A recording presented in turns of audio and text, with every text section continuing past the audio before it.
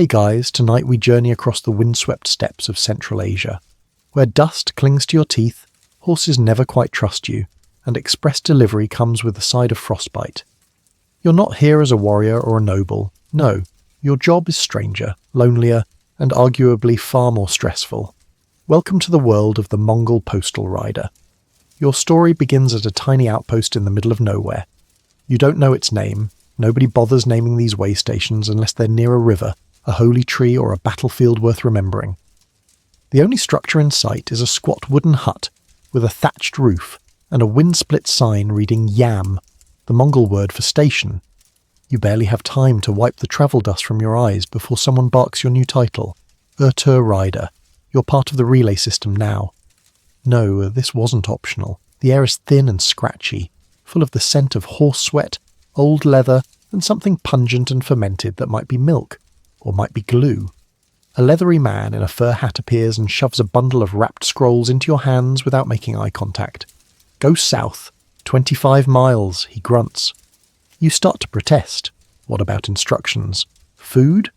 Which horse is yours? But he's already turned away. The pony tied up nearby eyes you with the same suspicion you're giving it. It's short, compact and slightly mangy, with a mane that looks like it's been chewed off by boredom.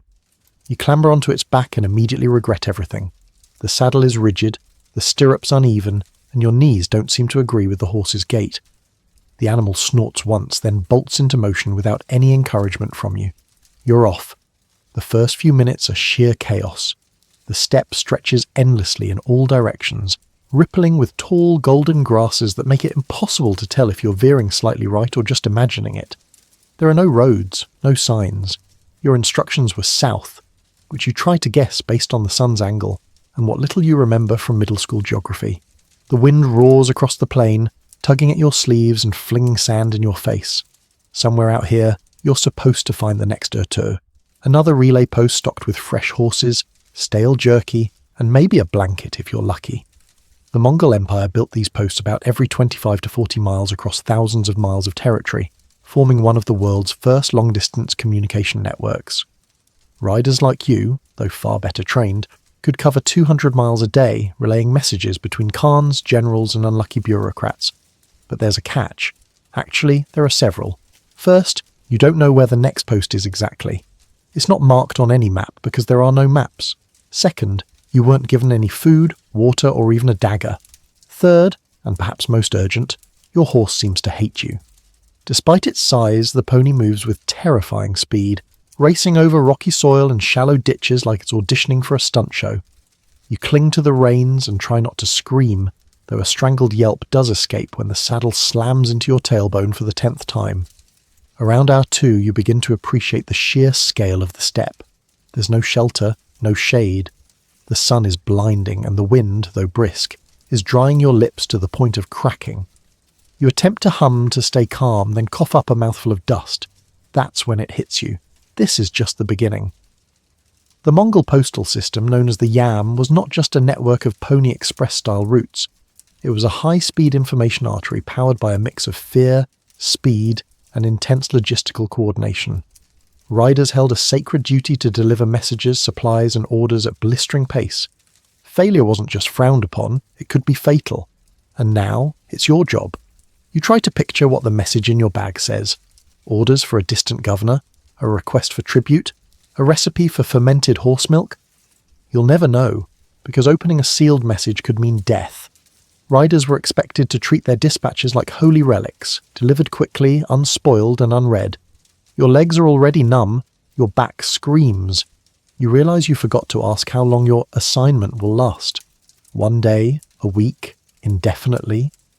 The man who handed you the scrolls didn't seem like the type to explain things twice. By mile 15, your pony begins to wheeze. You let it slow to a trot, but the break only makes your own soreness worse. The sun is low now.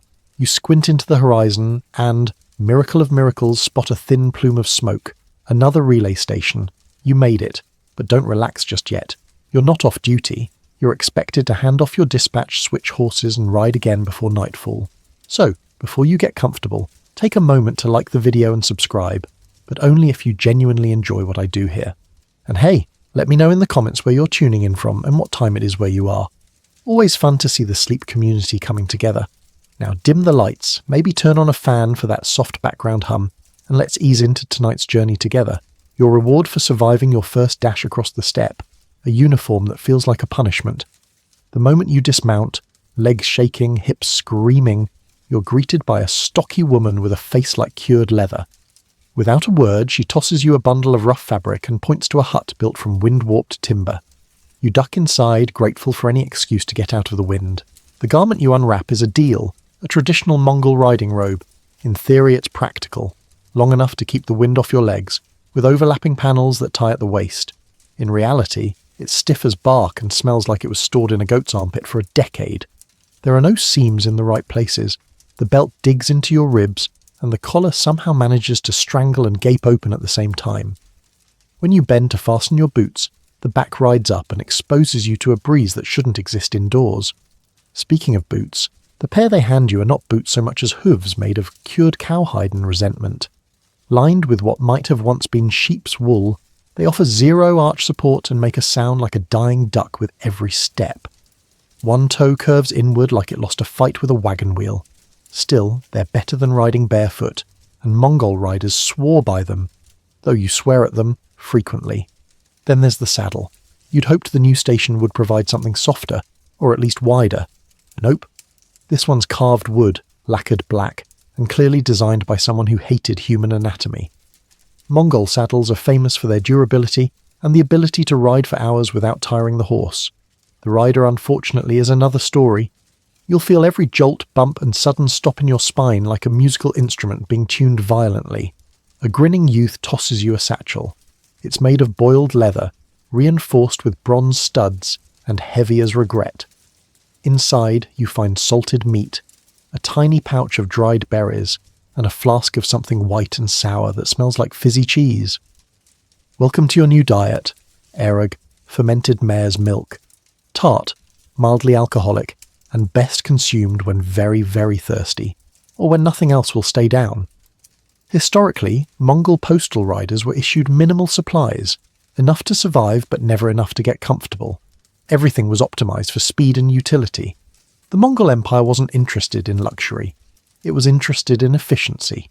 Genghis Khan himself had ordered the standardization of clothing and gear across his postal network, ensuring that riders could swap in and out of duty with minimal disruption. No matter where you went, you'd find the same itchy robes, the same cracked saddle, and the same unblinking expectations. As you struggle to strap the saddle onto your new pony, a slightly less murderous-looking beast than the last, you begin to suspect that this outfit isn't just about function. It's about control, uniformity, psychological warfare via textile. You look just like every other postal rider, and that means you're replaceable. Outside, the wind howls again. A dust devil spirals across the plain, flinging grit into your eyes. You blink furiously, shielding your face with the sleeve of your deal. The fabric does an admirable job of smearing the dirt rather than removing it. You mount up again, more slowly this time, bracing for the familiar crunch of saddle into tailbone, and glance toward the horizon. The station master is watching you. He's not smiling. He nods once, almost imperceptibly, and you take that as your cue to leave. There's no ceremony, no whistle blown. Just you, your horse, and the never-ending steppe.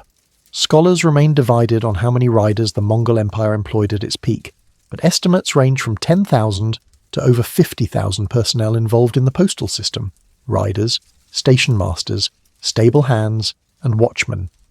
Uniformity across this workforce was essential, not only for logistics, but for discipline. Losing a rider to fatigue, rebellion, or wolves wasn't ideal, but the system was designed to absorb it. You were just one saddle-sore dot on the Empire's vast human circuit board. As the sun slants low again, casting long shadows behind the pony's hooves, you start to fantasize about alternatives. Maybe a life as a scribe in Karakoram, or a dung collector, anything with less chafing. But here's the thing no one tells you about riding for the yam. It messes with your pride. After a while, you want to endure. You start measuring yourself by how long you can go without dismounting, how fast you can ride through a snow flurry, how much airag you can drink before gagging. Even with the ill-fitting boots, the itchy robe, and the deeply suspicious saddle, part of you wants to prove you can do it. Maybe that's how they got so many riders to stick around. not through comfort or pay, but through sheer stubbornness and the quiet thrill of outrunning the world. You look ahead. The grass shimmers in the wind. Somewhere beyond that ridge is another relay station, and probably another deal that smells like pickled despair. You nudge your pony forward. One more ride, one more message, one more mile closer to knowing whether you're breaking or becoming part of the system. Your second ride begins with less terror and more resignation. At least now you know not to sit all the way down. The pony beneath you this time is lighter on its hooves, younger maybe, or simply more amused by your suffering. It snorts with every bounce, and its gait is like riding a drunken sewing machine. You cling to the reins, trying to find a rhythm that doesn't make your teeth rattle. This leg of the journey is supposed to be straightforward, another 25 miles heading roughly southeast. But straightforward is a cruel joke on the steppe. There are no roads, no landmarks, no villages pointing the way, just grass, wind, and the endless possibility of veering slightly off course and riding into a river or a cliff. You scan the sky for clues. The sun is no help. It's too high to cast useful shadows. The wind cuts diagonally now, blowing in from the north and pelting your exposed cheek with grit. Your eyes sting, your lips crack, and your hands wrapped around the coarse reins feel like frozen wood. It's not just the environment that wears you down, it's the silence. No birds, no human voices, just the occasional distant thunder of hooves, which might be other riders, might be bandits, might just be your imagination. Back in the day, this postal route, part of the Yam system, spanned thousands of miles, stretching from the edges of China all the way to Hungary. The Mongols had created the world's most efficient overland relay network centuries before the first European post was a twinkle in a king's eye. Marco Polo himself was astounded by it, reporting in his travels how messages could travel faster across Mongol territory than most armies. Your own army of aches has now assembled in full force. Your knees have started a mutiny. Your left ankle refuses to flex without a complaint, and your lower back has entered a philosophical stage, asking what the point of existence is exactly. At mile 10, you hit a dip in the land and find yourself crossing a shallow gully. The water here is brackish, probably fed by melting snow farther north. You dismount just long enough to let the pony drink and refill your water flask from a mossy side trickle.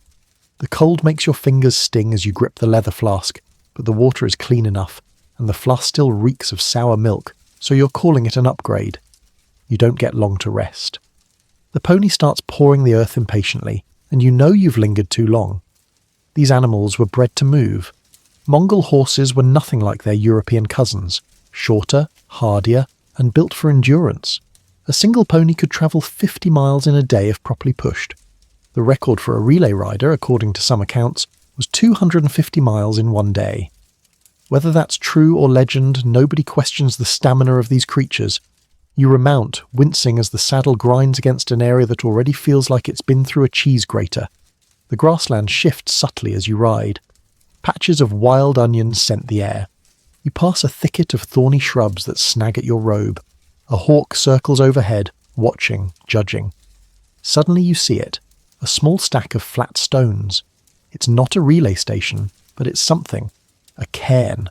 A marker left by riders like you. You feel a weird pulse of camaraderie with whoever passed here last. Someone else too stubborn to quit, too sunburned to care. You press on. The terrain flattens again. The wind dies for a moment, and you almost hear your heartbeat echo inside your ears. Then, without warning, the pony stops. Not slows, stops. Locks its legs and exhales sharply. You're confused. There's no sign of danger. No hill, no storm on the horizon. You lean forward, patting its neck. Then you hear it. Hoofbeats. Not yours. Not behind you. Coming across the plain. Fast. You turn your head, squinting through the golden light, and see a lone figure on horseback riding parallel to your path. Closer, closer. No insignia, no scroll tube. You grip the reins tighter and will your horse forward. The other rider glances your way but says nothing, just keeps pace for a moment, then veers off, disappearing behind a small ridge. You don't know if that was a test, a scout, or just another postal courier like you. The Mongol Empire was full of such ghost-like figures, roving guards, inspectors, or even undercover nobles keeping tabs on their messengers.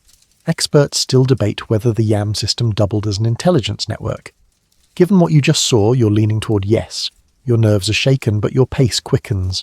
You're moving again, faster now, heart pounding a little harder. The station is supposed to be near a crooked tree. You scan the horizon for it, every rise and dip in the land beginning to blur together, and then, finally, you spot it. A gnarled poplar standing alone, like a defiant old man in a field of whispers. Beside it, a low building, another tour. You've made it. Again. Barely. Inside, a man with a gold tooth greets you with a curt nod. He doesn't ask your name, doesn't ask where you're from, just reaches for the satchel and barks something you think means, "Next horse is ready." You slump onto a bench for half a minute before remembering, no rest. Not for long. You're a link in the chain now. Blink too slowly, and the whole empire snarls. You take one last swig of water, cinch your belt tighter, and drag yourself upright. The next 25 miles won't ride themselves. You don't even sit down this time. You just lean, gently, into the new saddle and accept the pain like an old friend. This pony is older. You can feel it in the way it breathes through its nose, shallow and controlled. It knows the route already, you suspect. These horses were often rotated between stations, and many became seasoned professionals in their own right. But that doesn't mean they like you. The moment you give the slightest nudge, it jerks forward with the enthusiasm of someone showing off for an invisible crowd, and you hang on, because you have no choice. The first few miles are a blur of repetition, sky, grass, wind, ache. But then you remember something the gold-toothed station master said as he handed you a crust of stale flatbread and a refill of the dreaded arag. He had looked you straight in the eye and muttered, "Never be late." You thought he was just grumpy. Turns out he was serious. Under Mongol Postal law, timeliness wasn't just a good habit, it was sacred. The entire empire relied on the yam to function, to deploy armies, send decrees, collect tribute, and organize everything from hunting expeditions to coronations. A delay of even a few hours could result in missed opportunities, insulted allies, or worse, an enraged Khan. And Mongol justice was famously creative. If you were late without a good reason, like your horse dying while on fire, punishment varied by whim, rank and mood. For minor offences you might be docked rations or made to clean latrines. For worse infractions, flogging, branding, or being forced to run the next leg on foot. There's even a fringe tale, hotly debated among scholars, about a rider who was forced to eat the letter he delayed delivering, paper and all. The jury's still out on whether that's apocryphal or just early postal humour. The worst punishment, however, came if the message itself was urgent, say, a royal command or battlefield update, and it arrived too late to be of use. Then, the blame wasn't yours alone. The station master who last saw you would suffer, sometimes his entire staff, sometimes the horse handlers, because in Mongol bureaucracy, failure flowed downhill, and everyone lived at the bottom. As you push forward into another dust-blown plain, this thought clings to your mind like static. Your performance isn't about your survival, it's about the empire's. You're not just some ragged rider galloping between huts. You are the blood vessel of a living organism that stretches from the Pacific to the Danube. You pass another cairn, this one taller than the last, topped with a horse skull, a silent reminder that riders who failed often didn't get a second chance. You feel the pressure in your chest, not just from exertion, but from the impossible standard you're expected to meet. It's not just speed, it's perfection. To make things worse, the landscape here turns treacherous. Hills roll in from the west, steep and uneven. The pony begins to sweat, and so do you. The wind shifts again, carrying the smell of burning. Someone's fire, maybe, or something worse. The grass parts ahead of you to reveal rocky terrain, and the horse hesitates. You urge it forward, careful not to pull too hard. Mongol riders used voice commands more than reins, and jerking the bit too aggressively could earn you a hoof to the thigh. You whisper nonsense syllables trying to sound confident. The pony snorts, then steps carefully across the first stones. Your speed drops. You know you're behind schedule now. Your gut churns, not from hunger, but from dread. This fear wasn't uncommon. Mongol postal riders were selected not only for their physical stamina, but for their ability to operate under stress. You begin to wonder how many others before you had quietly broken under the pressure, vanishing into the grasslands, their paisa tokens discarded, their letters never delivered. Because that's the other thing they never mention in those schoolbook maps of the Mongol Empire. This network, it was fragile. If too many riders lost faith or took shortcuts or simply didn't care, the whole system could crack, and with it, the Khan's grip on faraway territories. You reach the top of a small hill and catch your breath. In the distance, just barely visible, you see what might be a station, a black dot against the endless tan. You whisper encouragement to the pony, though your voice is hoarse and sounds more like a threat. Down the hill now, faster. The saddle slaps your thighs with every jolt. You count hoofbeats just to stay focused. 60, 70, 100. Your world narrows to movement and air. At the bottom of the hill, your heart sinks. A wide creek snakes across your path. There's no bridge, just water, ice-crusted at the edges, and stones slippery with moss. You hesitate, then remember, never be late. You urge the pony forward. It hesitates, then steps in, cautious, slow. Water soaks your boots instantly. Ice slices into your toes. You grit your teeth, trying not to yelp as the current presses against your calves, but the horse is steady and determined. You make it across. Barely. As you reach the far bank, the wind picks up again, and you're soaked, cold, sore, and increasingly aware of a painful blister forming under your boot, but you ride on. Because timeliness isn't a courtesy out here. It's survival, and you're still late. The moment your frozen boots hit solid ground again, the wind decides to test your resolve. It blasts sideways now, carrying grains of sand and possibly bits of frozen regret. You try pulling your hood tighter, but the deal's fabric is about as cooperative as a dried-out potato sack, and your fingers are stiff from the icy creak. Still, there's no time to pause. You glance at the sky. Clouds are gathering in the west, smeared and low. A storm is building, and your station is still miles off. You press your pony forward, but its ears flick back. It's tired. So are you. You can hear it in the rhythm of its breathing, slower now, more laboured. It stumbles slightly over a gopher hole, and you feel its whole body wince beneath you. You dismount without thinking. It's safer this way. Besides, your legs probably need the punishment to match your pride. You walk beside the pony, one hand on its mane, both of you limping. The silence is filled only with wind and the creak of your gear. Somewhere out here, you're supposed to find the next Urtu, a low shelter stocked with a fresh mount and hopefully a handful of jerky that hasn't been chewed already by mice. At last, the station appears, not as a structure, but as a smell. Smoke, dung fire, horse sweat, sour milk. You crest a small hill and spot it tucked in a shallow valley. Just 2 buildings and a stone well. No fences, no signposts. Just a man squatting beside a meat rack, slicing something suspiciously leathery into strips. He doesn't look up as you approach, only mutters, "Tie it. Go in."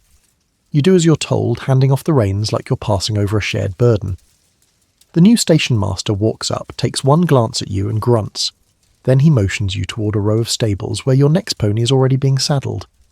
As the stable boy swaps the saddle, you get a moment, just one, to breathe. You lean against the rough wall of the hut and pull out your rations.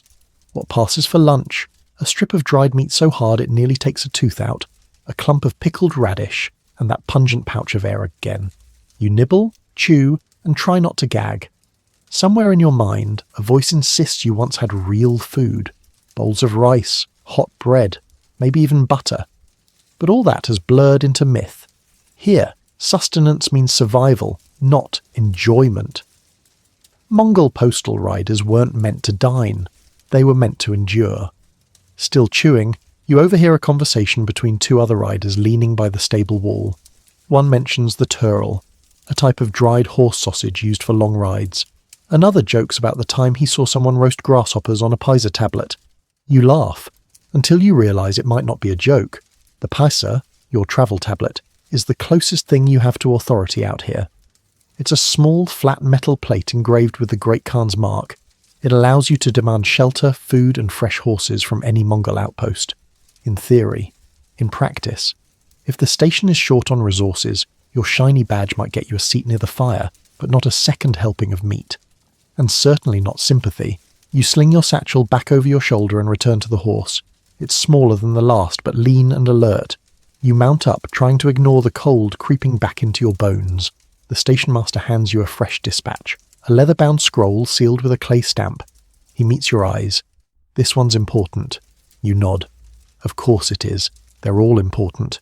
The wind picks up again as you leave, slicing through your deal like it's made of lace. The horse beneath you responds eagerly, and you take that as a good omen, until it sneezes mid-gallop and nearly throws you sideways. You hold fast. The landscape changes subtly on this stretch. Less grass, more rock. Jagged formations rise on either side, funneling the wind into shrieking tunnels that echo with a disturbing whine. In the distance you spot movement, just a flicker. Could be another rider, could be a fox, could be a bandit. Though Mongol postal routes were usually patrolled well enough to keep such threats rare. Usually. Experts still debate how secure the Yam truly was. Some records paint it as nearly invincible, guarded, sacred, inviolable. Others suggest that even at its height the system suffered regular disruptions. Wild animals, rogue bandit clans, storms that erased entire relay stations. You choose not to think about that as you pass a pile of scorched wood that might have once been a hut. Then something brushes your shoulder. You flinch, only to realise it's snow, not a flurry. Not yet. Just a few exploratory flakes, drifting lazily through the grey sky like scouts before an invasion. You ride faster. The wind turns icy. Your teeth chatter. You suck in a deep breath and it stings your throat. But you ride. Because even now, especially now, there's no excuse for being late. The scroll in your satchel presses against your back like a coiled warning. You whisper to the horse. One word. Over and over. Faster. The snow doesn't fall gently. It attacks. Within an hour, what began as a few curious flakes has thickened into a stinging curtain. The world around you narrows to a pale blur. Your pony lowers its head, squinting into the wind. You do the same, though the snow needles your eyes and turns your breath into choking clouds, and you keep going. Because there's no such thing as a weather delay in the Mongol postal system. No snow days. No, let's circle back on this tomorrow. Just you, a nearly frostbitten nose, and the knowledge that if you stop moving, you'll stop entirely. The terrain becomes a suggestion rather than a feature. The ridges and crests you once relied on for navigation vanish under white powder. Even the hoofprints behind you disappear within seconds. You could be heading east, west, or straight toward the nearest frozen lake. There's no way to tell. You squint through the haze and spot a strange silhouette, a wooden pole capped with bone. Another postal marker, a miracle, or a hallucination. Either way, you aim for it. And as you ride, you think. You think about how ridiculous this all is. About how the Mongol Empire, this vast, decentralized powerhouse, somehow maintained the most advanced communication system of its time. The Yam wasn't just some cobbled-together network. It was the nervous system of a juggernaut. Over 1,400 relay stations, tens of thousands of horses, messages that could travel faster than modern email when you account for bureaucracy. Genghis Khan's original vision was of a connected world, where information moved as swiftly as armies, and often outran them. You also think about meat, because you're hungry. Again. Historically, the riders were issued preserved rations like dried lamb or cheese curd cakes. Many carried flint and would light fires if the wind allowed, though in this blizzard, even a candle would die screaming. You consider pulling out your meat ration, but your fingers are numb. You try anyway. Bad decision. The bag slips from your grip and hits the snow with a soft thump. You dismount clumsily, groping through the white. Your gloves are stiff, your breath erratic. You finally grab the pouch and heave yourself back onto the saddle with all the grace of a collapsing yurt. The pony's ears swivel. It senses something, and so do you. Movement ahead, barely perceptible. But it's there. A shadow shifting behind the snow, too tall for a fox, too quiet for a rider. You freeze, and then it's gone. Bandits? Maybe. Wolves? Also maybe. You've entered what the older riders call dead miles, territory between secure relay lines where supervision thins and risks rise. The Mongol authorities tried to secure all routes, but the sheer size of the empire meant some gaps always existed. Some say the worst dangers came from other humans. Postal riders often carried royal messages, gold coins, or even silk samples from the Far East, just enough to tempt desperate men. Riders had been ambushed before, that's why each station had garrisoned guards. But out here, you're alone. You ride harder, faster, your breath shallow and your thighs screaming again. Your muscles ache, your toes have gone past pain into a dull silence, and your lips are cracked so badly they bleed with each gust of wind. But something changes as you crest the next hill. The snow begins to break. It's subtle at first, just a thinning of the curtain, a lightening of the sky. And then, like a curtain lifting, the storm lets go. You ride out of the blizzard as abruptly as you entered it. The wind calms, the snow slows to a drift, and for the first time in hours, you can see the world again. And what a world it is. Below you, the steppe stretches into a pale silver basin, dotted with trees glazed in ice. Smoke rises in the distance, another Ertur, and between you and it, the most beautiful sight imaginable, hoofprints, faint, fresh, leading straight to the station. You laugh aloud, it's cracked and hoarse and weirdly joyful. You follow them, your pony eager now, ears forward, body alive with motion. The relay station is modest, one hut, one stable, one bored-looking goat chewing on a fence post. But it's a palace to you now. You slide off the horse like a bag of wet laundry and stagger into the main building. A boy no older than 10 offers you a bowl of soup. It smells like boiled roots and pickled horse, but it's hot. You nod thanks with tears stinging your eyes. It could be sewage and you'd still drink it. A tall man, possibly the station master, possibly just a local with too much authority, takes the message from your satchel. He examines the seal, nods, and gestures toward the stable. "New horse," he says in thick accented Mongolian. "Leave fast. Khan's seal." You blink. "Khan's seal?" He nods again. "Urgent." The scroll you just delivered carried the mark of the Great Khan. You were transporting something directly connected to the Empire's highest levels, and nobody told you. No fanfare, no warning. You glance at your boots, torn, wet, barely clinging to your feet. You delivered Imperial mail through a blizzard in Dead Mile country, and you didn't die. There's no ceremony, no medal, but the station master gives you a look, just a moment's pause before he turns away. You'll take that. Out here, that look is a medal. You crawl into the corner of the stable and sit for 5 full minutes beside the next pony. It's sleeping. So are you, possibly, with your eyes open. But the moment someone yells, "Mount!" from outside, you're up again. Because this system doesn't stop, and neither do you. You mount again, half frozen, half dreaming, fully resigned. This time, it's not the cold that unnerves you, it's the stretch of terrain ahead. The station master had muttered something before you left, a single word in a darker tone than usual. Orkon.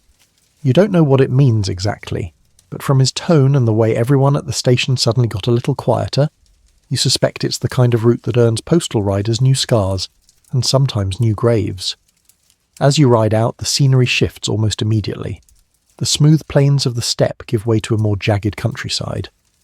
Rocky outcrops jut from the earth like broken teeth. There are no trees, no wells, no human presence, just stone, sky, and wind. You're deep in bandit territory now. At its height, the YAM system included protective measures, fortified posts, patrols, guards armed with bows and swords. But these were scattered, and out in remote stretches like this one, the protection came from fear. Fear of retribution, fear of the Khan, fear of disappearing into a system that didn't believe in due process. But not all bandits feared the system. Some knew the routes too well, knew when riders travelled alone, knew where the stations were thin and the ponies tired. You adjust your satchel, lighter than before thankfully, and grip the reins tighter. The pony beneath you senses your tension and snorts, speeding up unprompted. A good sign, or a sign it too is nervous. The wind here doesn't just whistle, it howls. It moves through rock formations and crevices, creating ghostly shrieks that rise and fall like laughter. You've heard tales of riders going mad in places like this, tales told in whispers, between stations, often when a fire was dying and someone decided to unsettle the newcomers. One such tale sticks with you now. It's about a rider known only as Red Eyes, said to have vanished somewhere near Orkon, carrying a message sealed with the Khan's own symbol. When they found his horse weeks later, the saddle was intact, the satchel unopened, but no sign of the rider, just a smear of blood on the pommel and scratch marks in the dirt, like someone had been dragged away by something that didn't walk on 2 legs. Of course, most historians dismiss the tale as folklore, a bedtime story for warriors, Experts still debate whether Orkhon ever had an active bandit presence, or if it was just feared because it was hard. No water, no cover, no mercy from the land itself. Still, your eyes scan the ridge, just in case. Halfway through this cursed stretch, you spot it. A set of bones, horse, rider, both. The skeleton is scattered, bleached white with bits of leather still clinging to the skull. The Pisa plate lies nearby, cracked down the middle. Someone's luck ran out here. You ride past slowly, respectfully, resisting the urge to dismount or investigate further. Out here, lingering is foolish. If a bandit ambush doesn't get you, the night will. You press forward, your stomach growls, but you ignore it. You ran out of food hours ago, and the water in your flask tastes like desperation. Still, your pony trudges on, faithful in its own grumpy, clomping way. You mutter to it softly. Not words, just rhythm. Something to keep both of you moving. The wind dips briefly. Silence. And then a sound. Hoofbeats, not yours, behind you. Fast. You twist in the saddle and glance over your shoulder. Nothing but swirling dust. But the sound is unmistakable. Someone's coming. Your heart leaps. Bandits or another rider. The pony hears it too and starts to panic. You calm it with a few steady tugs and a desperate whisper. You don't want to bolt unless you have to. Instead, you veer toward a rocky ridge, a small outcrop that offers at least some elevation and cover. You dismount and lead the pony behind the rocks, crouching low. The hoofbeats grow louder, closer. Then, stop. You hold your breath. 10 seconds. 30. Then a figure appears. Tall, lean, wrapped in a deep brown cloak. He rides slowly, scanning the terrain, head turning left and right. He's not dressed like you. No deal, no Pisa. His saddle isn't postal issue, and there's a long bow strapped to his back. Bandit. You flatten yourself against the rock, heart hammering. The pony stays still, blessedly quiet, as the rider pauses just 20 yards away. Then, as suddenly as he arrived, he turns his horse and disappears over the ridge. You wait 5 minutes before moving.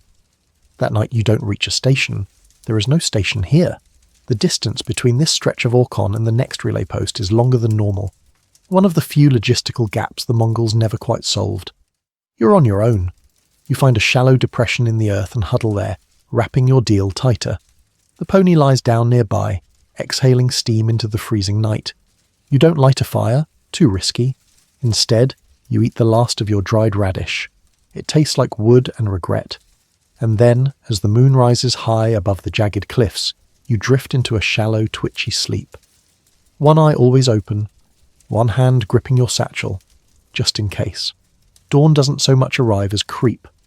One moment the night is frozen black, the next a bruised grey creeps over the horizon like a guilty conscience. You sit up with a groan, joints stiff and breath fogging. The pony's already on its feet, stamping lightly, eager or anxious to move. You don't waste time. This isn't a place to linger. You ride in silence, following a barely there animal trail through rocky terrain. The satchel at your side feels heavier this morning, though you know it's not. It's the weight of a message you haven't read and never will. But you're keenly aware of its importance. You made it through Orkhon. Now you're closer to the borderlands, places where messages might cross into different languages, cultures and tempers. Your orders remain simple, deliver and return. But today, the message itself is different. As you reach for your water flask, your fingers brush the scroll's wax seal. It's unusually thick. You catch a faint scent. Burnt resin, ink and ash. This isn't just a regular dispatch, it's encoded. Sealed messages were not uncommon in the Mongol Empire. High-level communication often involved encryption through subtle variations in script, rare dialects, or intentional code phrases. You've heard stories of couriers carrying multiple versions of the same letter, one written in Turkic script, one in Chinese, one in Yugur. Only the recipient knew which was real. You adjust your grip on the satchel. This one's bound tight, wrapped in oiled silk to protect it from water and wear. Whoever wrote it didn't want it ruined, or opened. The implication is clear. This isn't a note about tax grain. It's military, political, strategic. And here you are, saddle-sore, underfed, half frostbitten, trusted to carry it. You're reminded of the stories riders tell in hushed voices at relay fires, tales of scrolls that bled when unrolled, of messages written in disappearing ink.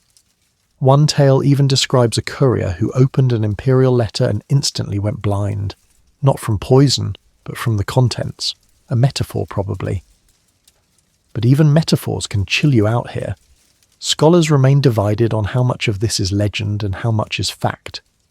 There are genuine records of scrolls being coded with complex numeric systems or foreign alphabets, some using culturally specific symbols to obscure their meaning. The Mongols, after all, were masters of borrowing systems from conquered peoples, administrative, linguistic, even culinary. Why wouldn't they borrow a few cryptographic tricks too? As you ride, your eyes catch movement again. Not human, this time. A hawk. It glides silently above you, shadow passing over the pony's back. You don't look up, but a part of you wonders if it's trained. Mongol nobles often used falcons for hunting, but some stories hint they were also used as messengers. You've never seen it yourself, but the idea that a hawk could carry a scroll tied to its leg, swooping through mountain passes and enemy borders, is strangely comforting. You wouldn't mind having wings today. Your trail narrows into a pass, a rocky funnel flanked by low cliffs. You slow the pony, listening. The wind shifts direction again, now whispering from the east. Ahead, something gleams in the dirt. You dismount and approach cautiously. It's a broken seal, clay, cracked in half. You pick it up and examine the symbol. Not Mongol, something else. Perhaps Persian. Maybe a Chinese official's crest. The satchel on your side grows even heavier in your mind. Who else is riding this road? Suddenly aware of your vulnerability, you remount and push forward. This stretch leads toward one of the Empire's key junction points, an area known for its high-ranking posts and proximity to multiple regional governors. Some letters from here travel west to Persia, others south to the Song dynasty's edge, and every once in a while the road is tested. That's the phrase the older riders use, tested. Sometimes they give you a letter that isn't real, a decoy. Sometimes they send multiple riders with near-identical dispatches, just to see which one survives.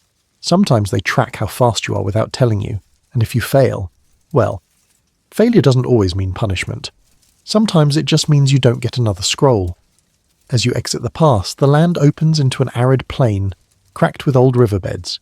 You pause atop a ridge to scan the horizon, and see a station finally. Small, walled, a single guard perched on its roof. You urge the pony forward, but something holds you back. Not fear, not exhaustion, just awareness. This station feels different, less dusty, cleaner. The guard's armour isn't leather, it's lacquered. Inside the gate, 2 riders are already waiting. Their robes are identical to yours, but newer. Their horses are sleeker, and their satchels empty. One of them eyes you and smiles faintly. You feel it immediately. This is a relay post for classified correspondence. You are the slowest to arrive, and possibly the only one with the real message. You dismount and hand off the scroll. The station master, taller, thinner, cleaner than the last dozen you've seen, nods without speaking.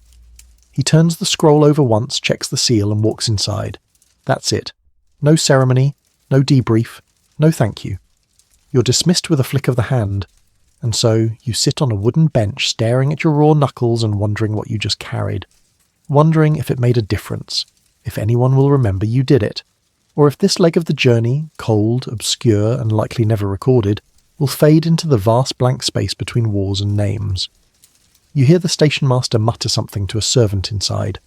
Another dispatch is being prepared, and it's going back the way you came. Of course it is. You don't have the strength to argue. When the next scroll is handed to you, wrapped in oilcloth and sealed with another ominous clump of wax, you almost laugh. Almost. But there's nothing funny about it. Not out here. The station master barely meets your eye as he passes it over, and you can tell. This one's not a decoy. You're not just a rider anymore. You're a trusted node in a humming invisible empire. A messenger with no name and no comfort, but with speed, and eyes that now know too much to ignore. The pony you're given is different. Sleek. Black. Not the usual stout steppe horse with a belly like a barrel.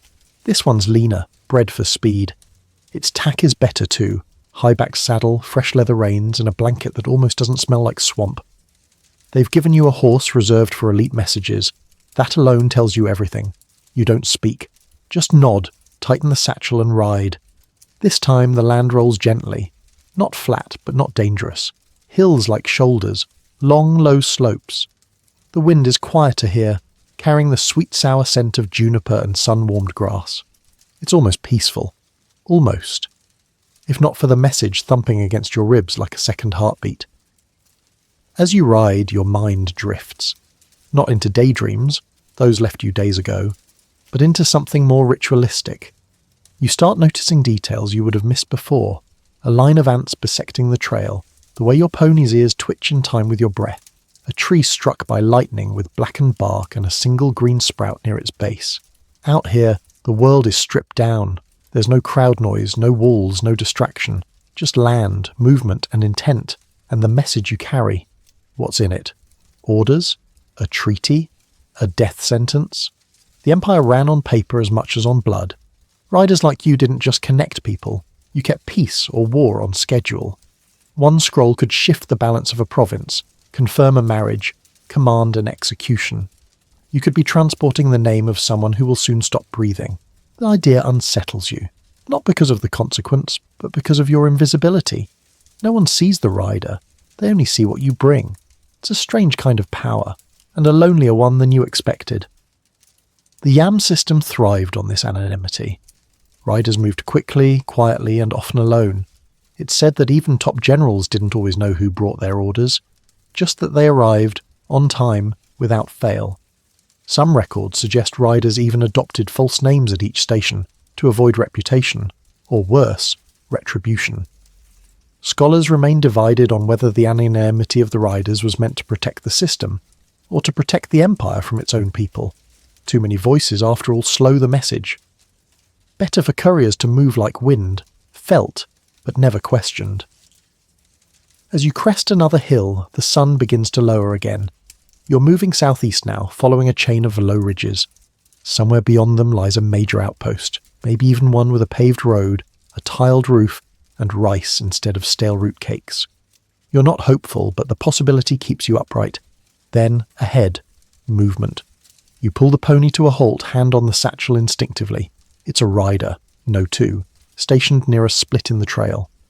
One sits, one stands, holding a pole with a bright red banner. Unusual. As you approach, the standing rider steps forward and raises a hand. "Courier?" You nod. He points to the satchel. "From the northern post?" Another nod. He doesn't ask for your pazer. Doesn't need to. The horse, the speed, the silence, it says enough. "You're being redirected," he says. "New instructions." He hands you a wax tablet with markings scratched into the surface in quick, sharp strokes. You read them, squinting. Just enough old Uyghur to decipher the gist. You're not going to the provincial outpost. You're being rerouted to the mountains, the high route, a seldom used trail that cuts through the edge of a sacred hunting ground, known for landslides, wolves, and erratic weather. You glance at the riders. They avoid your eyes. Why? No answer. They remount, leaving you alone again. You tuck the tablet into your robe and ride on. The pony doesn't complain, though the terrain is clearly more difficult. The trail narrows, trees thicken, rocks jut like bones from the soil. The air grows cooler. Pine mixes with the sharp tang of melting ice. You've entered a place few riders go. This is not a normal delivery. This is a test, or a trap, or both. Somewhere above, a falcon cries. Below, your pony's breath comes faster. The satchel thumps, the wax seal unbroken, and your fingers curl protectively around it. You ride, and the trail gets steeper. You ride, and the world falls silent again. You ride. Because this message must not be late. You don't remember when you last felt warm. The higher trail winds like a frayed thread through the mountains, bordered by cliffs on one side and deep ravines on the other. The pony navigates carefully now, no longer galloping but stepping. Slow, sure, aware of each loose stone beneath its hooves. You hold the reins loose, trusting the animal more than your eyes. Your breath fogs the air with each exhale. It's not yet snowing, but you can smell it. Sharp, dry, full of tension. The trees here are sparse and ancient. Bent pines claw at the sky, their bark stripped by centuries of wind. Every gust sends a low howl through the pass, a sound that vibrates in your ribs. You've passed no markers, no cairns, no signs of other riders, and no station in sight. The Mongol postal system was designed for speed, but speed required reliability, and reliability required predictability. This trail has none of that. It's clearly a fallback route, used only when the main roads are compromised, or when messages are too sensitive to travel public lines. So why are you on it? That question gnaws at you with each careful step. You've heard the rumours, of course, stories about black dispatches, letters that changed the fate of cities, that triggered assassinations, mass relocations, or the sudden disappearance of an entire Nuka clan. Riders of such messages were chosen not for their skill, but their silence. Sometimes they didn't even know they'd been chosen. The scroll in your satchel is still warm against your back, sealed in thick wax. You don't dare open it. But you feel its presence more with every mile, like it's watching you, or listening. Then the trail curves sharply, and your pony stops. Its ears go back. It lowers its head and snorts, backing up slightly. You lean forward, peering around the bend. A fallen tree blocks the path. Not freshly downed, no splintering, no scent of sap.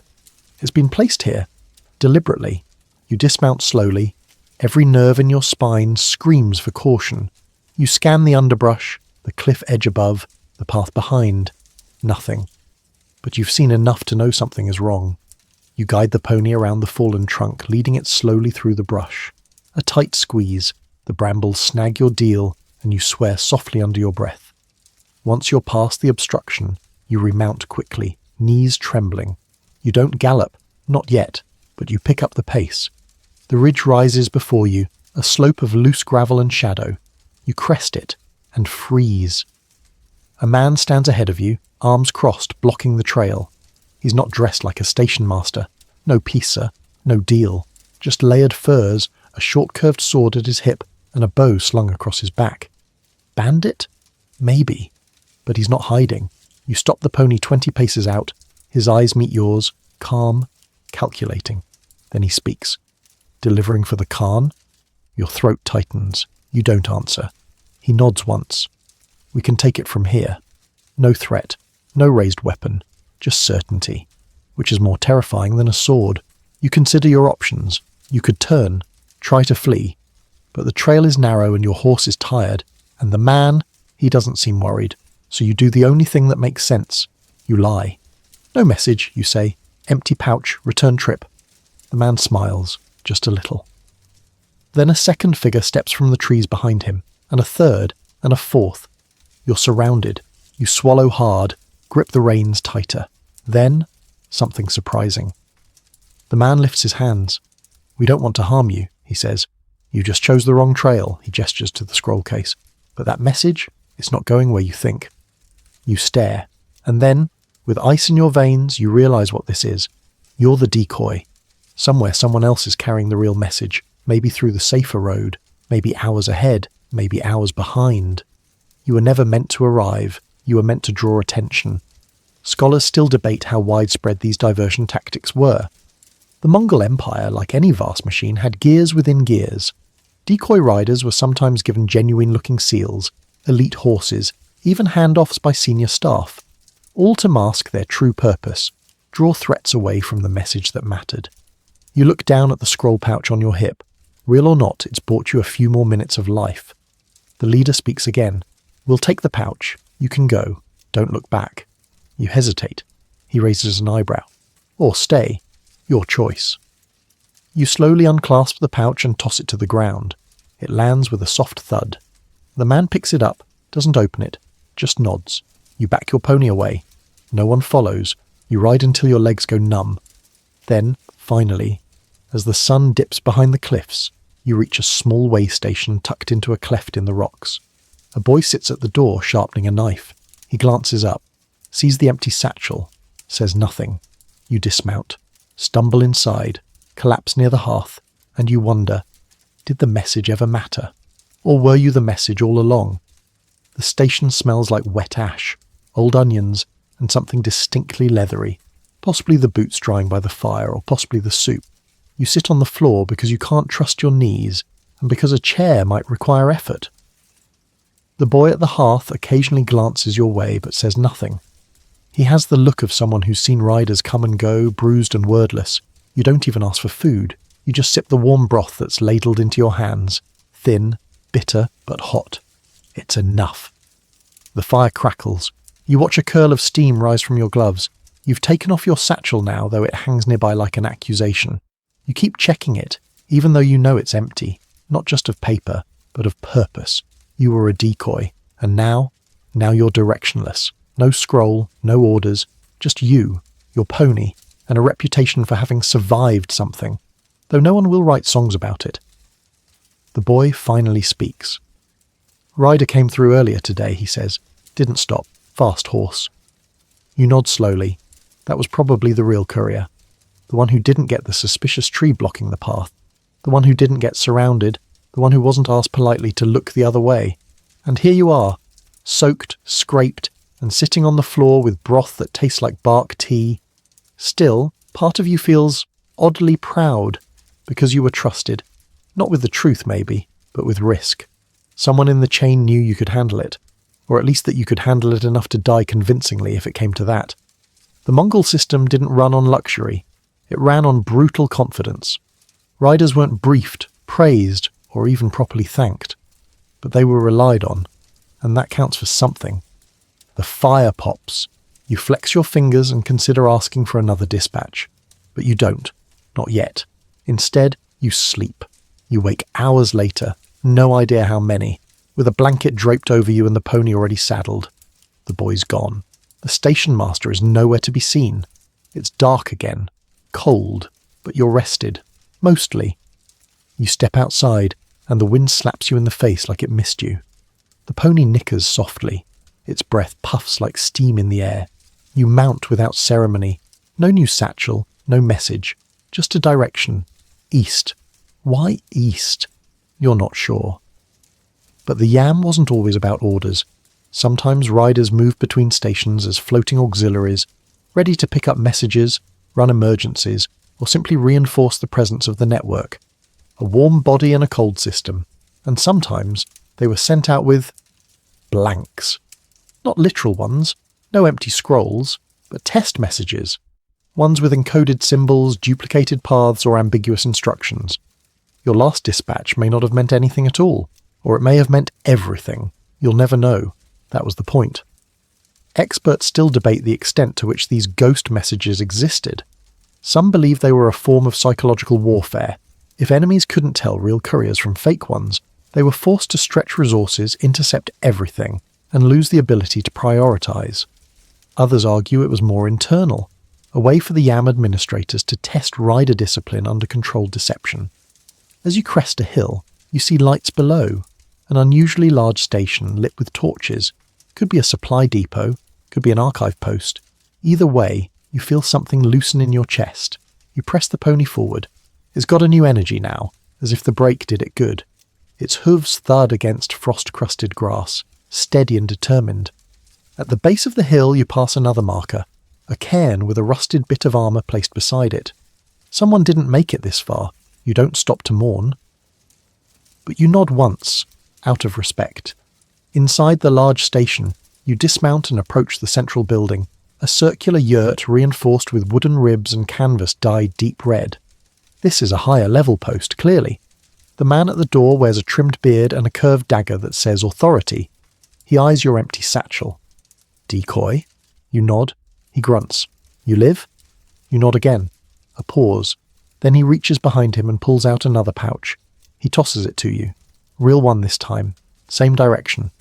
You don't ask questions. You just catch it, feel the weight, and sling it over your shoulder. 25 miles, he adds. You're on the clock. Of course you are. You mount. Adjust the satchel. Ride.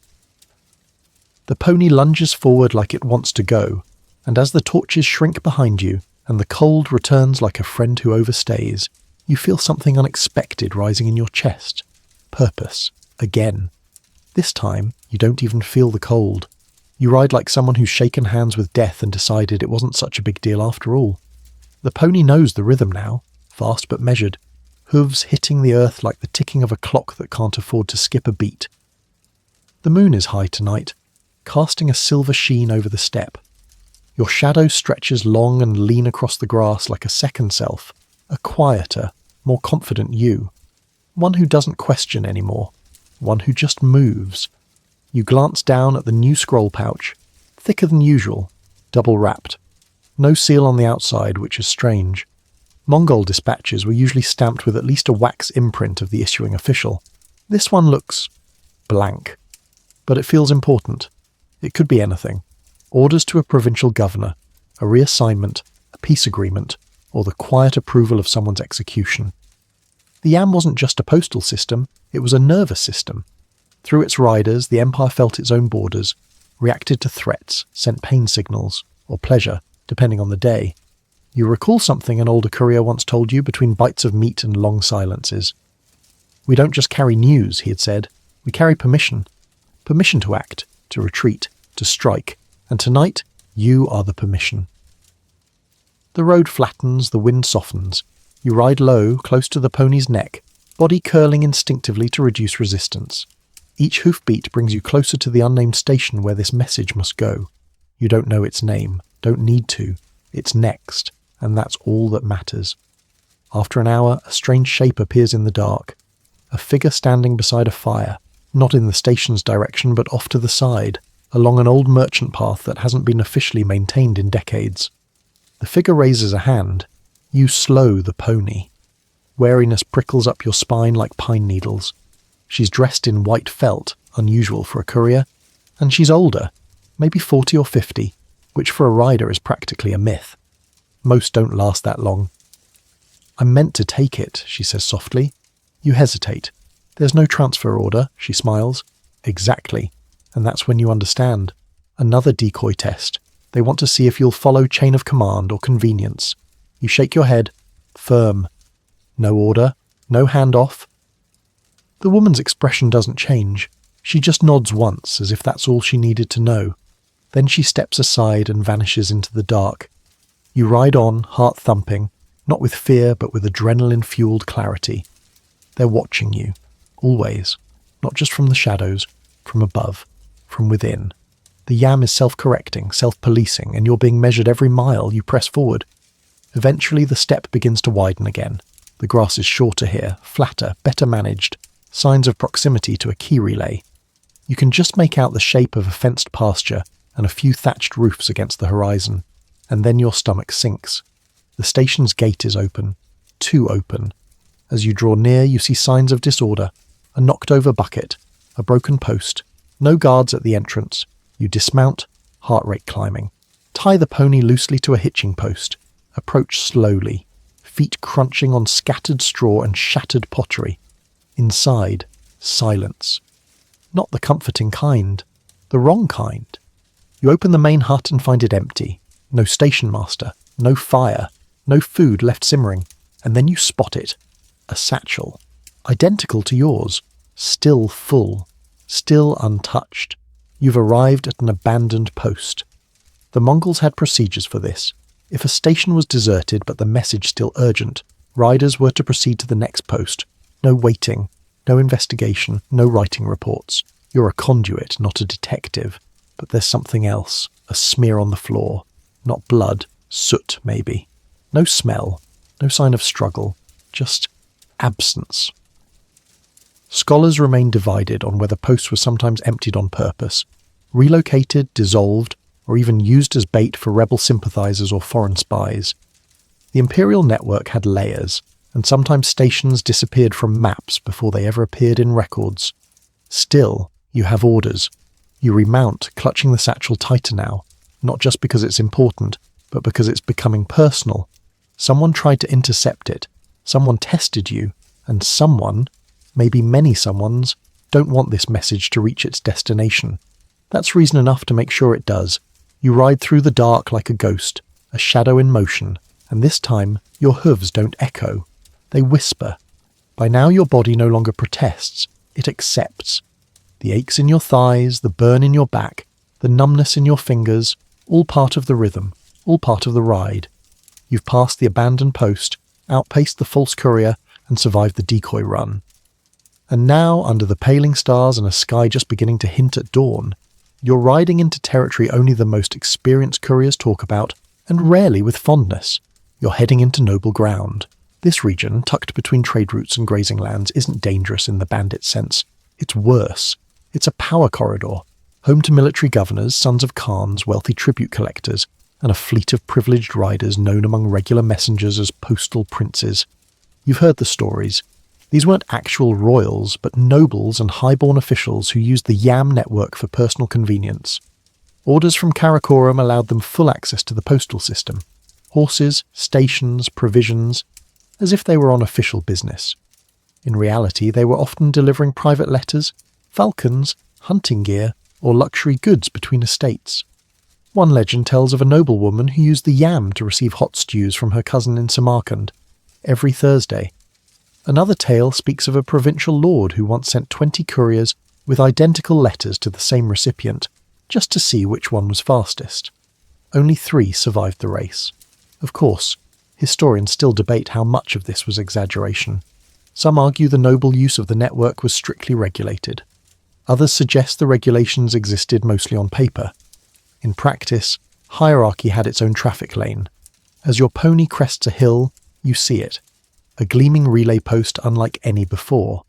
Carved wooden beams. A thatched roof actually repaired. 2 flags fluttering from the gate, Imperial blue and crimson. A horse pen surrounded by an actual fence. And in the courtyard, a falcon roost. You suppress a groan. You know what this means. You ride in slowly, aware that this isn't the kind of place you burst into covered in dirt and blisters. Too late. A slim young man in a silk-trimmed deal spots you and immediately frowns. "Courier," he says, voice thick with incredulity. You nod. He sniffs. "Where's your escort?" You blink. "What escort?" He rolls his eyes. "They sent you alone? With the dispatch?" You suppress the urge to say, "Do you see anyone else on this horse?" Instead, you dismount and hand him your pacer. He studies it, squints, then finally waves you toward a waiting bench. Inside the main building, you're offered tea. Actual tea. With warmth and bitterness and a cracked ceramic cup that doesn't look like it was dug out of the ground yesterday. You sip cautiously. The noble courier returns, carrying a small tray. On it, a scroll pouch, nearly identical to yours. His. "I'll take yours now," he says. You hesitate. "Transfer wasn't authorized," you reply evenly. He blinks.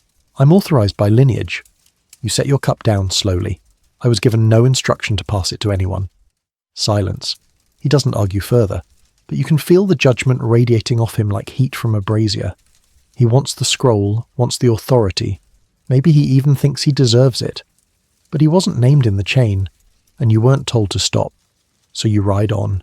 You leave behind the tea, the velvet saddlecloths, and the roosting falcons. You leave behind the comfort. Because comfort can be a trap out here, a velvet snare that slows the hand and softens the will. You ride harder. As the landscape changes again, flattening into broad pastures scattered with grazing herds, you start noticing signs of deeper empire, yurts with double walls, herds branded with imperial symbols, riders wearing blue and gold sashes who nod as you pass. You're getting close, and yet the pouch feels heavier than ever. It's not just the leather, it's what it might contain. At this point, the journey has elevated the message into myth. Maybe it's nothing. Maybe it's everything. Maybe it's both. You think of all the strange things the Yam carried during its height. Porcelain, stolen salt recipes, commands sealed with blood. Some riders transported eagle feathers as gifts to the Great Khan. Others carried petitions written in 6 languages, each on a different material: paper, bark, silk, hide, wood, and ivory. And you? You're carrying an unknown scroll to an unknown man in an empire so vast that entire villages exist solely to feed riders like you. The sun is fully up now, yellow and sharp. You shield your eyes as you ride into a low valley. Ahead, the next station. Smaller, quieter, but clearly waiting. You slow your horse. They've been expecting you. You don't dismount right away. Something about this station makes you hesitate. It's not the size. It's modest. More like the dusty outpost you remember from earlier in the journey. No ornamental flags, no painted beams, just a hut, a low fence, and a single horse tied out front, swishing its tail with practiced boredom. But what does stand out is the man leaning against the doorframe. He's older, but not worn. Hair neatly braided, clothes simple but well kept. His eyes track your approach without blinking, and when you finally swing down from your saddle, he says the first words before you can speak. You're late. Your stomach drops. Not because it's true. By the calculations in your head, you're almost on time. Maybe 10 minutes over. But he says it with such calm finality that you doubt yourself instantly. He waves a hand, cutting you off. Not your fault. The delay was planned. Planned? He steps aside and gestures you in. Come, fire's warm, scroll first. You unsling the satchel, suddenly wary. He takes it reverently, as if you've just handed him the skull of a saint, and sets it down on a clean hide-covered table. Then he kneels, pulls a cord knife from his sleeve, and slices the wax seal. This is the first time you've ever witnessed someone open a message. He peels back the oilcloth, unrolls the scroll an inch, just enough to see the script, then stops. His face doesn't change, no nod, no frown, just stillness. And then he rewraps it, ties it again with black silk and places it in a small chest, which he locks with a wooden pin. That's all, he says. You're stunned. That's it? He chuckles, the first warm thing about him. You think they tell me what's in these? I just hold the message for someone else. You blink. Then what was the point of sending it here? He shrugs. Sometimes the message isn't meant to be read, just meant to move. He pours you a cup of thin soup, offers a rough woven mat to sit on, and doesn't say much else. You sip slowly, still trying to wrap your head around what just happened. You've ridden hundreds of miles through snow, bandit territory, storms, and near starvation, only to hand off a message that was opened, glanced at, and locked away without a single word said aloud. It feels anticlimactic, but also, in a strange way, sacred, because this is how the system survives. The man breaks the silence again. You'll ride again soon, but not tonight. You nod. You're exhausted anyway. He leans back, staring at the ceiling poles of the hut. You know, sometimes we send out fake messages, scrolls that say nothing. Sometimes we intercept our own riders just to see how they react. And sometimes, he turns to look at you, sometimes we test the stations. That last part stings. You think of the abandoned post, the noble courier trying to snatch your pouch, the red-bannered detour. It all fits now. You weren't just delivering a letter. You were being watched. You passed, he says softly. You say nothing. He seems to respect that. Eat. Rest. You'll be woken before dawn. We've got something real next time. You stare into the fire. Not quite relaxed. Not quite suspicious. Just tired. The Mongol yam was more than a delivery system. It was a mirror, reflecting the discipline, loyalty, and adaptability of the people within it. Scholars remain divided on whether its inner workings were centralized or semi-autonomous. Some say regional posts operated like small kingdoms. Others believe strict oversight kept everything identical from China to Crimea. What you know is this. Nothing about this journey has felt predictable. And yet, everything has worked. You sleep without dreams, and in the middle of the night you're woken. Not by the station master, but by a young woman, barely 20, bundled in fox fur and holding a leather satchel. She hands it to you. Urgent! You nod. You don't ask who it's for. You don't ask where it's going. You just mount up and ride, because that's what you do. You ride into the dark like it's an old friend. No moon tonight, just a wash of stars and the sound of hooves thudding against damp soil. The pony breathes evenly beneath you, ears perked forward, alert. It's a good one. Tall, strong-legged, and quiet. You suspect they gave it to you on purpose. No one sends a noisy horse with an urgent dispatch. You don't ask what's in the satchel this time. You've learned not to. The weight, the seal, and the way it was handed to you without ceremony tells you everything. Ride fast, ride quiet, do not fail. The world is black and silver. Low shrubs, rolling land, the occasional flicker of distant torchlight from villages you'll never stop in. Your cloak snaps behind you, and your hands ache from gripping reins for too many nights in a row. But you press on. Around the 6th mile, something shifts beneath you. The pony stumbles. Not badly, just a misstep, maybe loose rock, but it's enough to jar your rhythm. You slow it, check its gait, pat its neck. It's limping. Your stomach sinks. This is your worst-case scenario. When a horse goes down, there's a protocol. Riders are trained to recognize it early. Laboured breath, irregular gait, trembling limbs.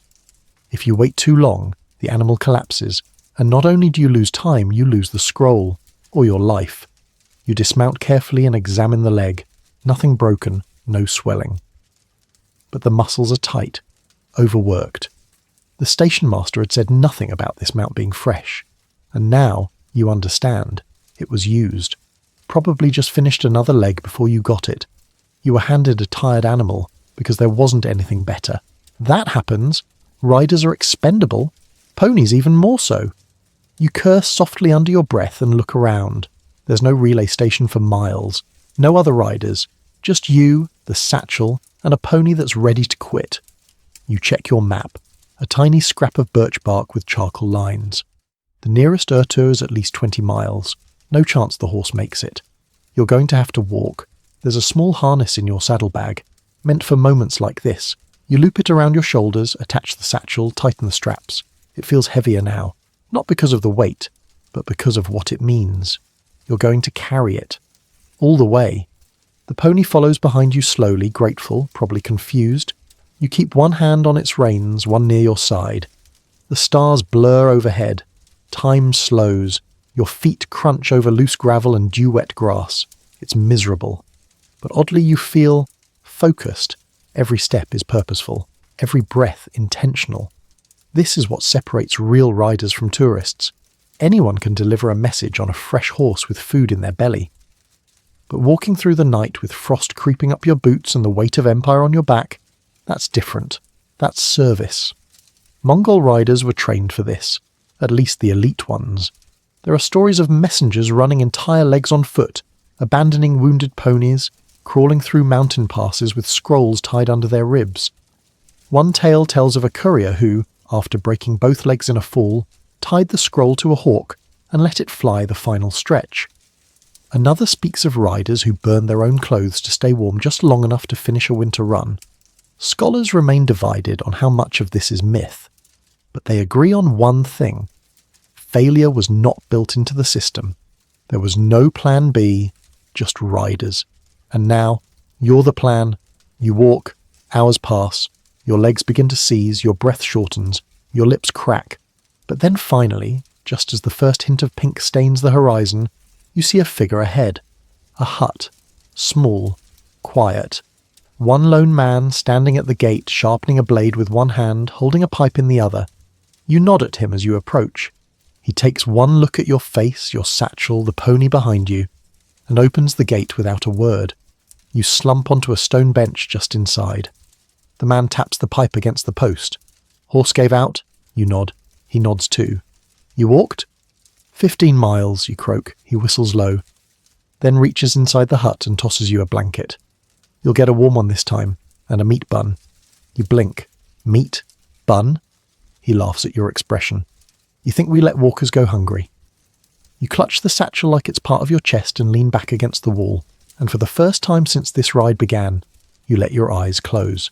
Just for a moment, you've earned it. When you wake, the sun is higher than it should be, and someone's gently prying a cup of broth into your hand. You're still against the wall, half wrapped in the coarse wool blanket, and your legs feel like they've been swapped out with firewood. But you're breathing, and more importantly, the scroll is still with you.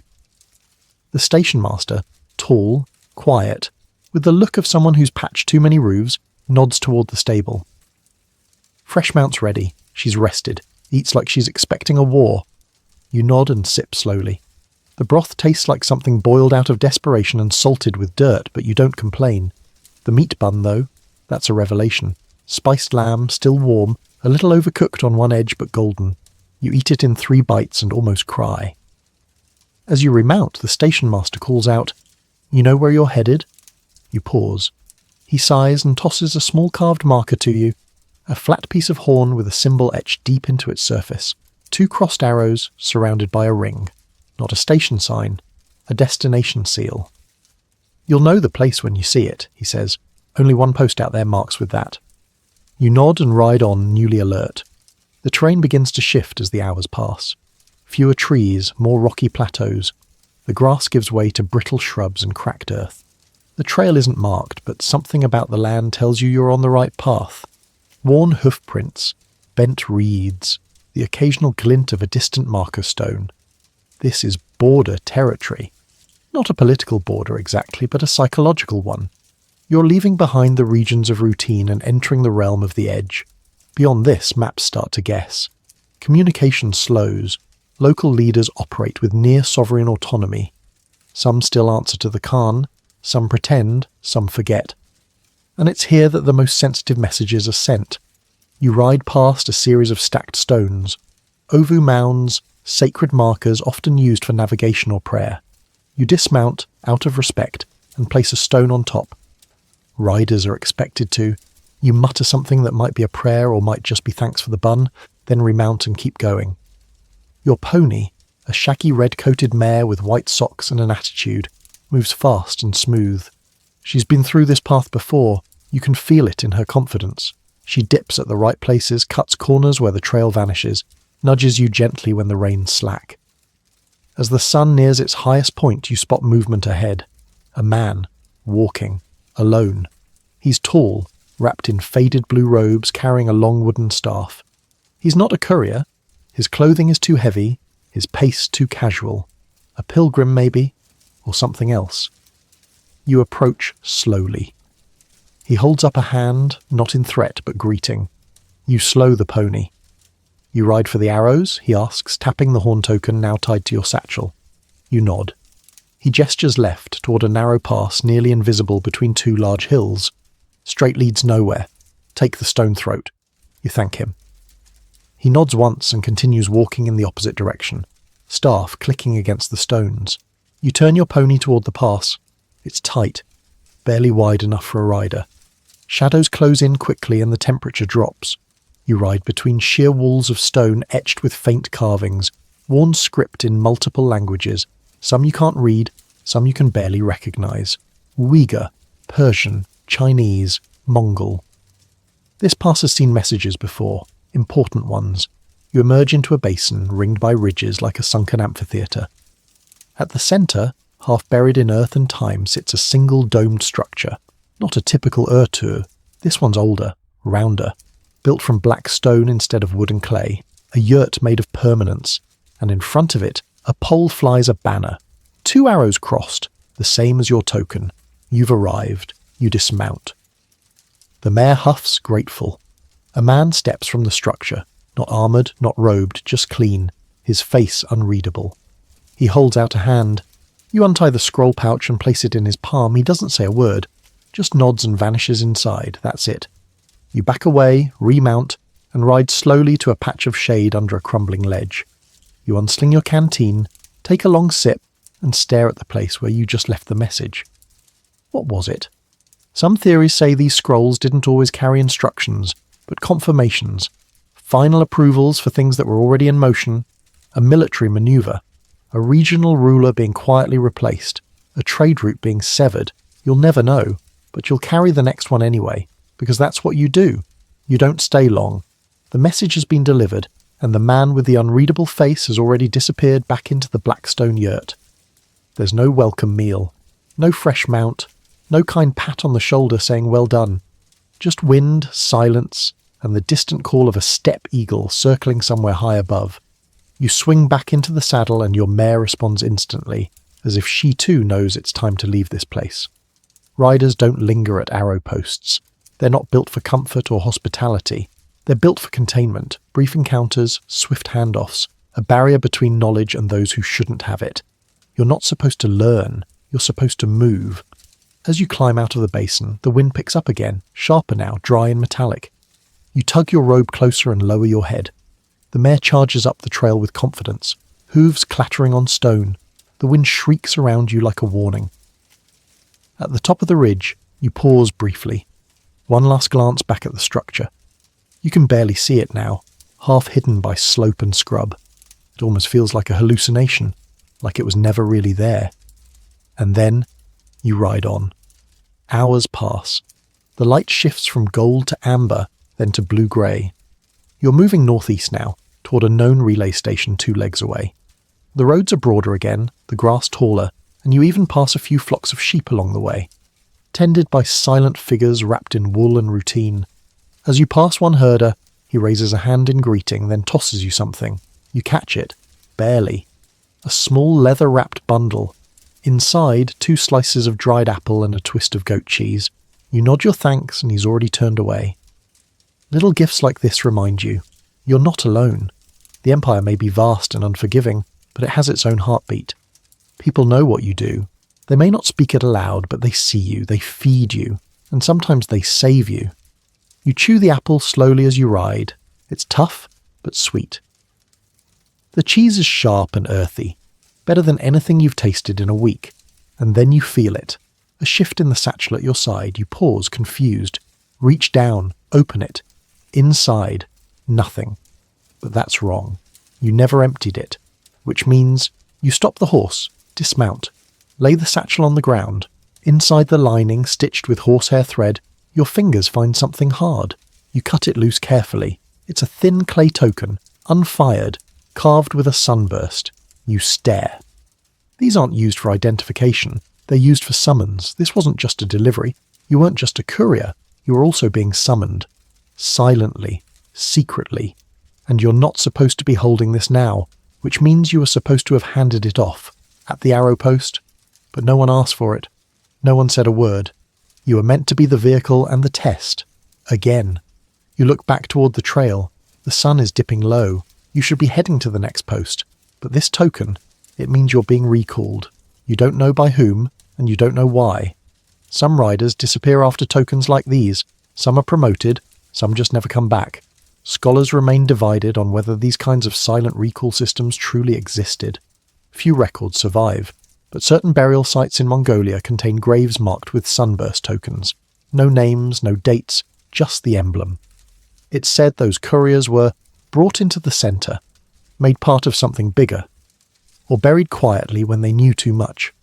You remount slowly, the clay piece hidden again inside your robe. The mare senses your hesitation.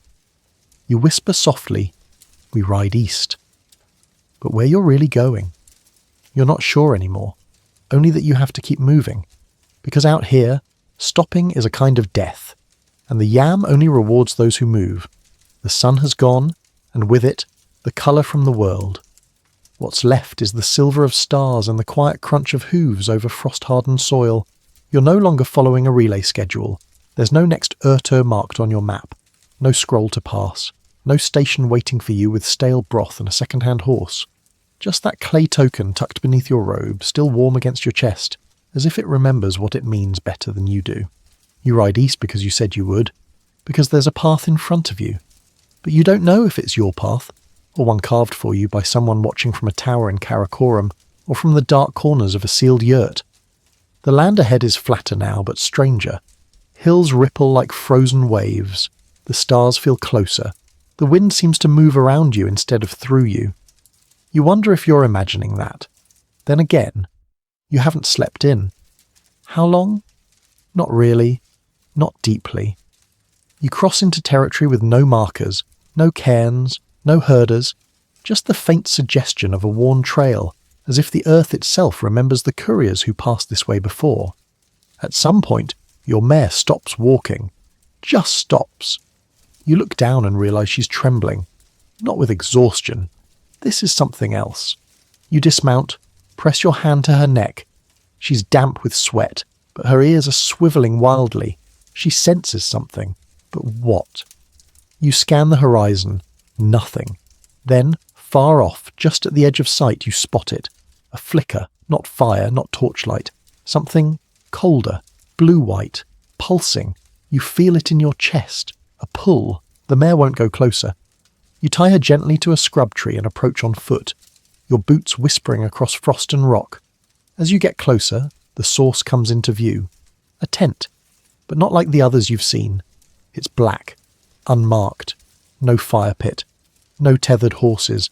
No light inside, but the air around it glows. The cloth doesn't ripple in the wind. It stays perfectly still, like it belongs to a world that doesn't move. You hesitate, then reach into your robe and pull out the clay token. The sunburst glints faintly in the starshine, and then the flap opens. No one steps out. No voice calls you in. But the tent yawns open like a mouth, and somehow, that's all the invitation you need. You step inside. It's quiet. The air is warm, but there's no fire, no lamps, just darkness shaped like space. You blink, and slowly you begin to make out forms, shapes seated in a circle, robed, hooded. They say nothing. You stand, unsure if you're even supposed to speak. Then one of them raises a hand. You hand over the token. No words pass between you. The figure takes it, turns it once, then places it into a small carved box at their feet. The box closes with a quiet click, and just like that, your journey ends. Not with applause, not with praise, but with acceptance. You're handed a folded piece of parchment, unsealed, blank on the outside. The hooded figure nods once, and you understand this is not a dismissal. It's a new order. Outside the tent, your mare is gone. In her place, a new horse, stronger, sleeker, dark-eyed, and saddled. You mount without question. The parchment slips easily into your satchel. You don't read it. You don't ask, because that's not your job. Your job is to ride, and so you do, into the dawn that breaks just as you crest the next hill. A sunburst rising in the sky, mirroring the one that once pressed against your heart. You ride without looking back. There's no need. The tent, the token, the silent watchers, whatever that was, it's done. It doesn't follow you, and it doesn't wait for gratitude. That's not how this network works. The Mongol yam doesn't thank you. It doesn't pat your back or pin medals to your deal. It uses you. And if you're still breathing afterward, it uses you again. The road east grows wider now, almost suspiciously so. The grass is short, flattened by generations of hooves. You're riding on a path that was carved not by mapmakers, but by repetition. Every groove, every ridge in the trail holds the ghost print of a courier before you, and that's what you are now, not just a rider, but part of a lineage. You think about that as the horse moves beneath you, different from the mare, smoother in gait, more alert. Its coat shines under the early light. Whoever prepared it, they didn't do it in haste. This horse was meant for a message that matters. You reach for the parchment in your satchel, still unsealed, still blank on the outside, but you don't open it. You know better now. You've carried orders that might have started a war or ended one. Letters between nobles, threats masked as poetry, promises wrapped in pleasantries, and sometimes nothing at all. Just paper designed to look important, to test roots, to test you. But this one feels different, heavier in the mind than in the bag, more dangerous in its silence than if it had been marked in red wax and dragon script. The path leads into wooded hills. The trees are tall and thin, their trunks wrapped in morning mist. As you ride between them, your thoughts drift to the other riders you've met, or heard about. One who vanished with a dispatch meant for a northern governor. Some say he defected. Others say he was swallowed by a snowstorm and frozen upright on the saddle, his eyes still open, the scroll still tied to his wrist. Another who supposedly rode 320 miles in 2 days, switching horses so often his boots fused to his socks. When he arrived, he had no voice left, just a nod and a scroll with teeth marks on the edge. These stories aren't told for entertainment. They're warnings, reminders. Because no matter how many miles you ride, the yam always expects more. The Mongol Empire's postal system wasn't just a miracle of logistics, it was a machine powered by belief. Every rider had to believe the message mattered, that the system mattered, that they mattered, even when they didn't, even when they were sent into storms, into traps, into nowhere. Like now, you haven't seen another soul in hours, not a village, not a station, not even a marker, just trees and wind and the steady thump of your horse's hooves. If you were ambushed here, no one would find you for weeks, if ever. You think about the parchment again. What would happen if you did open it? You could, easily. There's no seal, no lock, but your fingers won't do it. Not because of fear, but because of training. You've been broken in like a horse. You know the limits now, and you respect them. Still, part of you wonders. You dismount at a stream to let the horse drink. The water is cold and clean. You kneel, wash your face, then sit back against a stone. The scroll is in your lap. You stare at it. Not out of curiosity anymore, but out of defiance. What if it's nothing? What if it's everything? Your fingers twitch, but before you decide, a sound breaks the air. Hoofbeats, not yours. You rise instantly, heart thudding. From the trees, another rider emerges, lean, silent, wrapped in a pale robe that marks him as internal courier, a different branch of the yam, one you've never spoken to before. He halts 10 paces away, says nothing, just holds out his hand. You hesitate. This was your route. But protocol is protocol. You hand over the parchment. He tucks it away, turns, and vanishes into the trees. No thanks. No explanation. Just gone. And now you're standing there with an empty satchel, a quiet stream, and 100 more miles of road ahead. Your job is done, but you're not done, because just as you reach for your saddlebag, you feel it. Another scroll. Already packed, already sealed. You smile. The yam doesn't ask. It just gives and expects you to move. The road stretches ahead, and you follow, because by now you've forgotten how not to. You're part of the yam now, not as a name or a title, but as a function. You don't wait for approval and you don't crave an audience. The new scroll in your satchel doesn't surprise you. You don't question where it came from. You don't ask how it got there. You simply accept it, the way a river accepts gravity. The sun climbs behind you, casting long shadows that stretch like fingers toward your next destination. The terrain flattens into dry plain, broken only by the occasional weathered rock or twist of bush. No towns, no villages, just one rider, one message, one purpose. Your body is tired, but your mind is calm. Kind of numb clarity has settled in. Pain, once sharp, has become part of the rhythm, like hoofbeats or heartbeat. It's not that you aren't hurting, it's just that it no longer matters. You pass a stone pillar, ancient, cracked, carved with half-erased script. You slow for just a moment, reach out, and brush your fingers along its surface. It hums in your bones like memory. You realize riders have been doing this for centuries, touching the stone, whispering thanks or forgiveness. And then you ride on. By midday, the heat has returned. Not the friendly warmth of a hearth, but the shimmering shoulder-weight heat of a steppe sun with no clouds. You pull your hood lower, eyes half closed against the glare. Your horse knows the path better than you do now, hooves steady, even as they throw little clouds of dust behind you. Eventually a structure appears on the horizon. Not a station, not quite. It's a tent city. Dozens of them, ringed in a crescent around a low hill. Banners flap in the heat breeze, imperial blue, deep red, tiger-striped. This is a noble encampment. A mobile court, perhaps. Maybe a military assembly. Possibly even the presence of the Khan himself. You slow as you approach. 2 guards ride out to meet you. Their armour is lacquered but scuffed, their expressions bored but sharp. One raises a hand. Scroll? You nod and dismount. Slowly this time. Your knees don't argue. They've accepted their role. You unhook the satchel and hold it out. The guard takes it, examines the seal, then gestures toward a shaded pavilion near the hill's crest. Deliver it yourself. Direct orders. That's new. You walk the rest of the way, each step heavier than the last. Not from fatigue, but from finality. This feels like the end of a thread.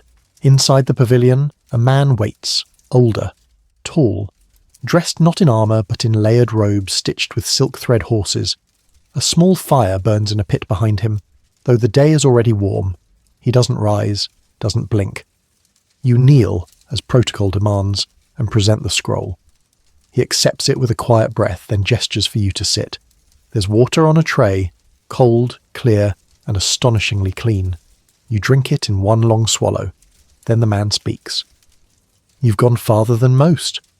Passed more tests than you'll ever know. You say nothing, because there's nothing to say. He places the scroll on the fire. The flames eat it quickly. No ceremony, no reading, no hesitation. And just like that, it's gone. Some messages, he says, are only meant to exist, not to be read. You nod once. He continues, voice low and final.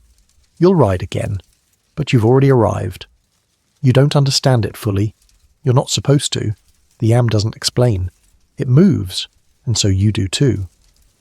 Later, when the sky darkens and the pavilions begin to glow with lamplight, you're given a new satchel. This one empty, for now, and a fresh mount, grey, muscled, with the eyes of something that remembers war. You mount in silence, and without a word you ride off into the dark. Again, because that's what riders do. They carry what others can't, and keep riding long after the world forgets their names. And now the horse slows. The road softens beneath your feet, turning from dust to memory. The wind, once sharp and urgent, becomes a gentle hum around your shoulders. Like someone whispering an old story they've told many times before, you're no longer rushing, no longer pursued by time or duty. You've done what was asked, and then some. The world around you fades into twilight, a broad, endless hush. The hills blur into one another. The sky dims from blue to grey to the kind of velvet black that welcomes sleep. You're not alone, even now. You carry with you the weight of every rider who came before, silent company beneath the stars. Their hoofprints, long vanished, still echo in your bones. Their stories live in yours. The satchel on your back is lighter now. Maybe it's empty, maybe not, but its weight doesn't matter anymore, because you're not carrying it for glory or recognition. You carry because it must be carried, and tonight, that's enough. So ease your breath, let your shoulders rest. Feel the saddle beneath you dissolve, the trail behind you vanish, and the cool of evening settle into your chest. You've ridden far enough. The message has been delivered, and you can sleep now. End of script. Sweet dreams.